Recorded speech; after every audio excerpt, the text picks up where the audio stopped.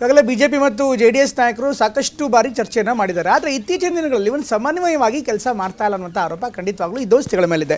ಅದರಲ್ಲೂ ಕೂಡ ಈ ವೋಟಿಂಗ್ ಆದಮೇಲೆ MLC ಚುನಾವಣೆಯ ಮತದಾನ ಆದಮೇಲೆ ಕ್ರಾಸ್ ವೋಟಿಂಗ್ ವಿಚಾರ ಇಬ್ಬರಿಗೂ ಕೂಡ ಸಾಕಷ್ಟು ದೊಡ್ಡ ಪ್ರಮಾಣದಲ್ಲಿ ಕಾಡಿತ್ತು. ಈಗ ಅದೆಲ್ಲವನ್ನು ಕೂಡ ಬದಿಗಿಟ್ಟು ಮುಂದಿನ ದಿನಗಳ ಚುನಾವಣೆಗಳ ಮೇಲೆ ಕಣ್ಣಿಡೋದಕ್ಕೆ ಜೊತೆಗೆ ಪಕ್ಷವನ್ನು ಸಂಘಟನೆ ಮಾಡೋದಕ್ಕೆ NDAನ ಇನ್ನಷ್ಟು ಪ್ರಬಲವಾಗಿ ಮಾಡೋದಕ್ಕೆ ಈಗ ಒಂದು ಸಮನ್ವಯ ಸಮಿತಿಯನ್ನು ಮಾಡೋದಕ್ಕೆ ಸರ್ಕಾರ ಇನ್ಫ್ಯಾಕ್ಟ್ ಈ ದೋಸ್ತಿಗಳು ಮುಂದಾಗ್ತಾ ಇದ್ದಾರೆ.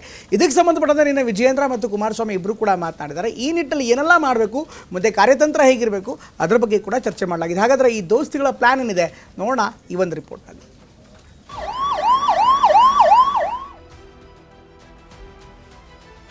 HD ಕುಮಾರಸ್ವಾಮಿ ಅವರನ್ನ ಭೇಟಿ ಮಾಡಿ ಮುಂಬರುವಂತಹ ಉಪಚುನಾವಣೆ ಇರಬಹುದು, ಅದಕ್ಕೆ JDS ಪಕ್ಷದ ಸಹಕಾರವನ್ನು ಕೂಡ ನಾನು ಕೇಳಿದ್ದೇನೆ.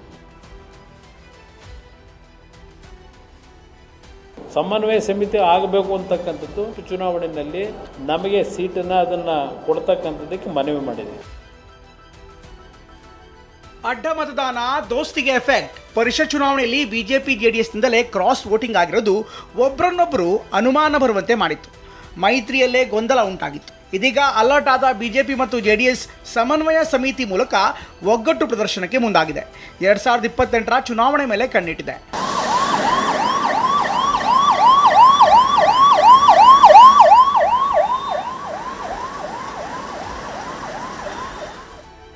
ಹೌದು, ಬಿಜೆಪಿ ಮನೆಯೊಳಗೆ ಆಂತರಿಕ ಬೇಗುದಿ ಹೈಕಮಾಂಡ್ಗೆ ಟೆನ್ಷನ್ ತಂದಿಟ್ಟಿತ್ತು. ಒಬ್ಬರಾದ ಮೇಲೆ ಒಬ್ಬರು ಅಸಮಾಧಾನಗೊಳ್ತಾ ಇದ್ರು. ಜೆಡಿಎಸ್ ಪಕ್ಷದಲ್ಲೂ ಕೂಡ ಕೆಲ ಅಸಮಾಧಾನಗಳು ಇದೆ. ಇದು ಪಕ್ಷಕ್ಕೆ ಡ್ಯಾಮೇಜ್ ಆಗಬಾರ್ದು ಅಂತ ಇದೀಗ ಮೈತ್ರಿ ಒಗ್ಗಟ್ಟಿನ ಹೆಜ್ಜೆ ಇಟ್ಟಿದೆ. ನಿನ್ನೆಯಷ್ಟೇ ಬೆಂಗಳೂರಿನಲ್ಲಿ ಬಿಜೆಪಿ ಹಾಗೂ ಜೆಡಿಎಸ್ ನಾಯಕರು ಸಮನ್ವಯ ಸಭೆ ಮಾಡಿದ್ದಾರೆ. ಖಾಸಗಿ ಹೋಟೆಲ್ನಲ್ಲಿ ಬಿಜೆಪಿ ರಾಜ್ಯಾಧ್ಯಕ್ಷ BY ವಿಜಯೇಂದ್ರ, ಕೇಂದ್ರ ಸಚಿವ HD ಕುಮಾರಸ್ವಾಮಿ ಮಾತುಕತೆ ಮಾಡಿದ್ದಾರೆ. ಹಿರಿಯೂರು ಕ್ಷೇತ್ರದ ಉಪಚುನಾವಣೆ, GBA ಚುನಾವಣೆ ಸೇರಿದಂತೆ ಪ್ರಮುಖ ವಿಚಾರಗಳ ಬಗ್ಗೆ ಚರ್ಚೆ ಮಾಡಿದ್ದಾರೆ.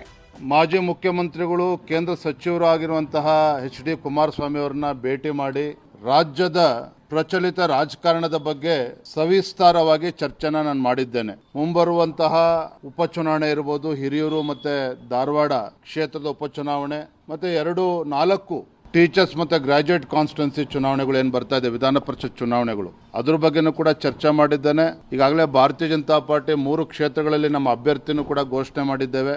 ಅದಕ್ಕೆ JDS ಪಕ್ಷದ ಸಹಕಾರವನ್ನು ಕೂಡ ನಾನು ಕೇಳಿದ್ದೇನೆ. ಸಮನ್ವಯ ಸಮಿತಿ ಆಗಬೇಕು ಅಂತಕ್ಕಂಥದ್ದು ಎರಡೂ ಪಕ್ಷದಲ್ಲೂ ಈಗಾಗಲೇ ಒಂದು ಅಂತಿಮ ಹಂತಕ್ಕೆ ಬಂದಿದೆ. ಅದು ಮಾಡ್ತಕ್ಕಂಥದ್ದಕ್ಕೆಲ್ಲ ಚರ್ಚೆ ಆಗಿದೆ.